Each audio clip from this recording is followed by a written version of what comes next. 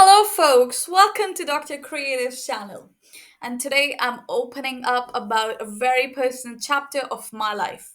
My decision to walk away or quit my PhD program back in India. Just over 6 months after enrolling back in 2016, I made a significant life choice to move to the UK.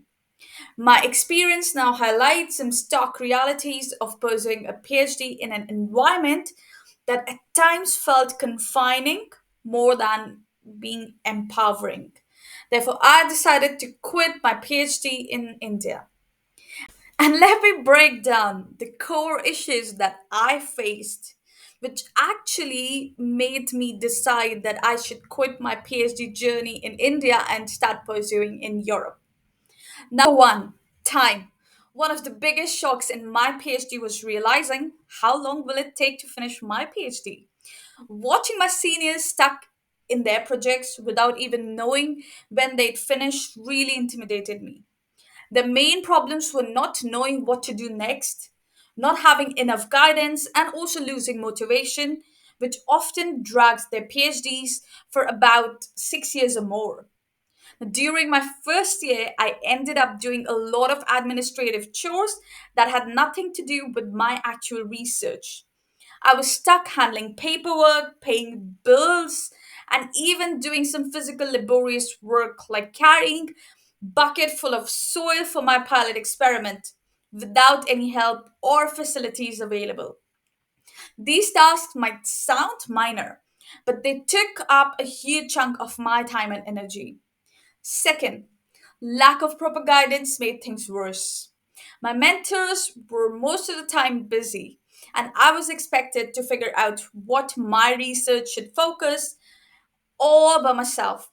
This left me feeling a bit lost and questioning whether spending 6 years to 8 years of my life just on PhD without clear goals and direction was even worth it. It was more like a wake up call for me. I felt I was lost in the shadows, and the disregard for individual talent and innovation within the PhD community was just simply disheartening. I was around a lot of other students who either didn't know what they wanted to do in their research or were just focused on some examinations like banking or NET and studying for that, etc. This didn't motivate me at all.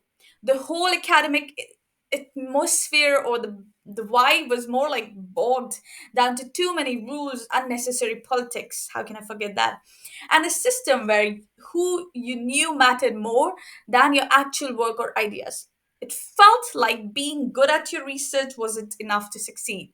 You also had to be good at playing some academic game, figuring out how to get ahead in environment by not just talent but also having some favors that made you finish a PhD in 5 years, let's say. So my first year felt like I'm getting into this endless race filled with tasks and didn't even really matter what was my main hypothesis. And lastly, there was no such thing like balance between work and personal life. Let me tell you, my free time, even weekends, were taken over by certain endless demands.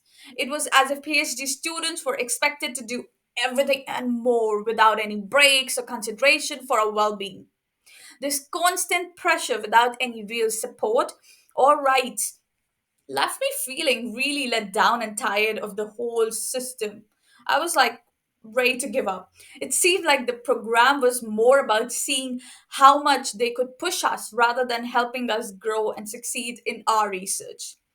Faced with these challenges, my decision to leave became a question not if, but when. The transition to the UK was not just about changing my geographical location, but about seeking an environment that valued innovation. It respects individual contributions and also offers something balanced between our professional and personal growth. Well, I hope my story inspires you to listen to your heart and make the choice that align with your deepest aspirations. Thank you for listening, and remember, every end is just a new beginning. Stay tuned for more stories, insights, and adventures from Dr. Creative's channel. See you in the next video.